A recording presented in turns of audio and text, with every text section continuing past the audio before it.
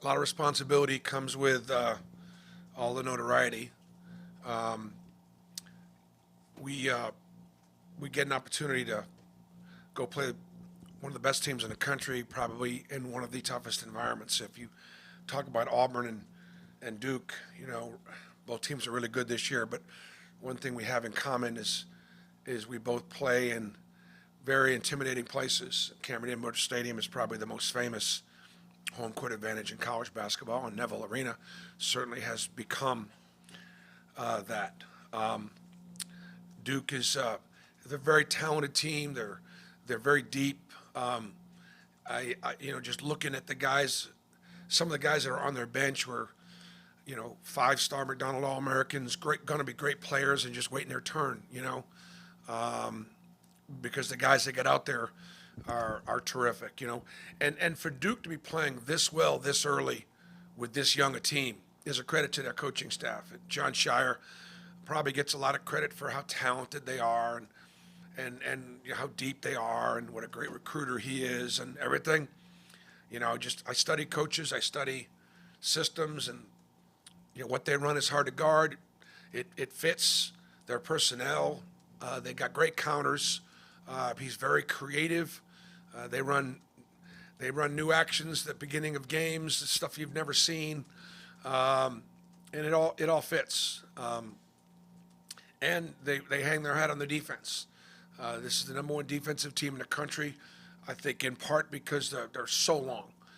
They're the tallest team in the country, and they got great length at every position. They have active hands, and they get their arms and hands on a lot of balls. And when we get the ball to our bigs, they'll be poking away at it and reaching in, and they're real handsy and active, and they do a really nice job. I guess the last thing would be the three ball is important to Duke, and they shoot it great at home. They do shoot better at home. This team does, and historically they have. They're making over 13 a game at over 38% at home this year. And so it's really hard to find, much of a weakness when you go at them. So best team we've played so far. Iowa State's awfully good, but Duke is just so deep and so big, so talented, and obviously, without question, the toughest environment that we will play in. Bruce, rewatching stuff from Maui, I noticed that Janai finished a lot more with his right hand, and he has been this season. Can you talk about how much he's worked on that, trying to be, an equal-handed kind of scorer, and how much better that makes him? Well, Janai's better over his right shoulder with his left hand, but to be harder to guard, you've got to be able to, score over either shoulder. Dylan Caldwell the same way, better over his left shoulder with his right hand, but Dylan is using his left hand more, and the ability to do that makes you just a tough scout, tougher to cover, and basically you've got to take what the defense gives you, and Janai does a really nice job of offensively of feeling the defense, sealing the defense, and taking what the defense gives him, and obviously he had a phenomenal tournament. Bruce, you mentioned Duke being number one defensive rating. You guys right now number one offensive rating. How much do you and you mentioned you and Burgo in Maui working well together? How much do you guys kind of relish this opportunity to go against the best of the best in terms of a defense? Well, I mean, I think we relish the opportunity because it's Duke, it's Cameron Indoor Stadium, it's going to be a nationally televised game. The A team from ESPN, Shulman and Billis will be on site. I mean, it's just and look. A year ago when we had the ACC SEC challenge, Alabama got Clemson and we got Virginia Tech.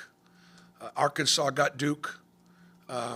Tennessee, I think, deservedly got a team like North Carolina. Texas A&M got Virginia. And I think there was some discussion about these matchups, and my reward for raising some attention to the subject was to have to go to Duke. But kind of like when we had the Big 12 challenge, having to go to Baylor when we were pretty. That was a little different in the sense that that was COVID year. We were pretty young.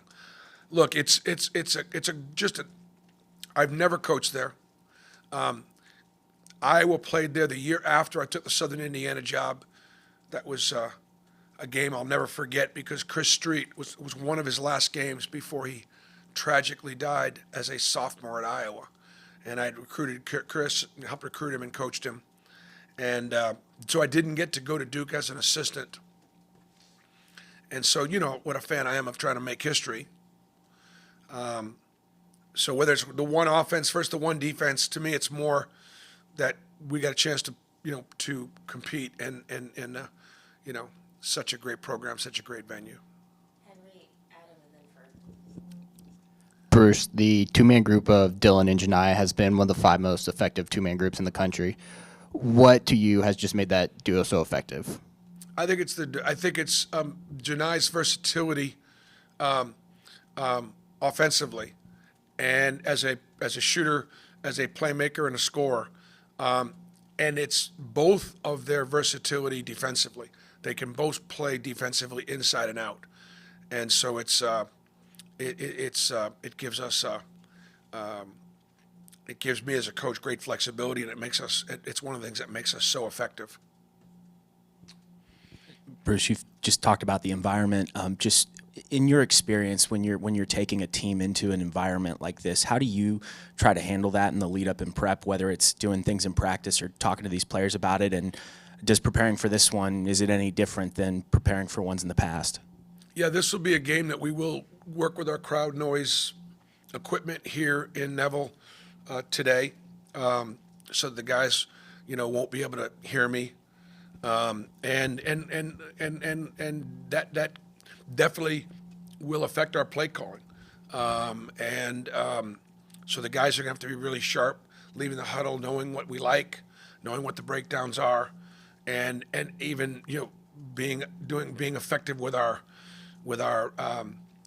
hand signals and things like that to be able to communicate, to the team. So we will definitely work on that today in practice. Bruce, you've obviously coached against a lot of really good freshmen, coached some really good freshmen. What stands out to you the most about Cooper Flagg and just the challenges he presents? As motor runs, he's effective offensively and defensively, inside and out. He's got a high basketball IQ. He's got a great love of the game.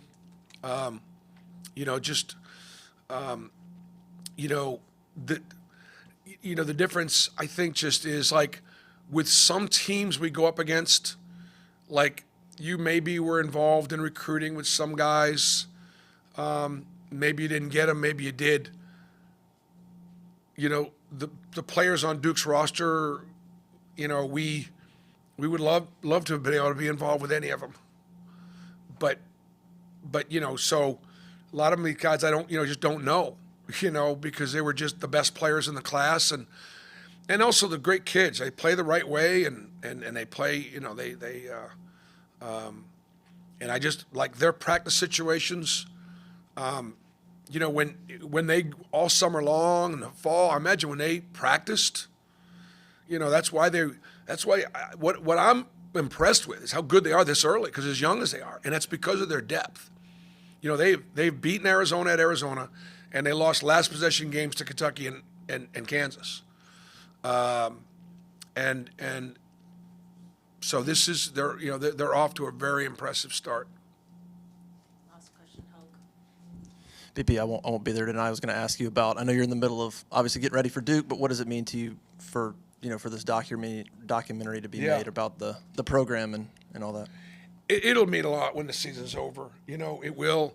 I've seen some of it, and there were some really very flattering things in there about our success, about the Auburn family, and it means a lot to me, but not tonight, not today, not this week, not in season. You know what I mean? And people that know me or know coaches, we truly do focus on I'm putting everything, investing everything in this team. Thankful to Auburn and Auburn Sports Properties and the people that put this thing together.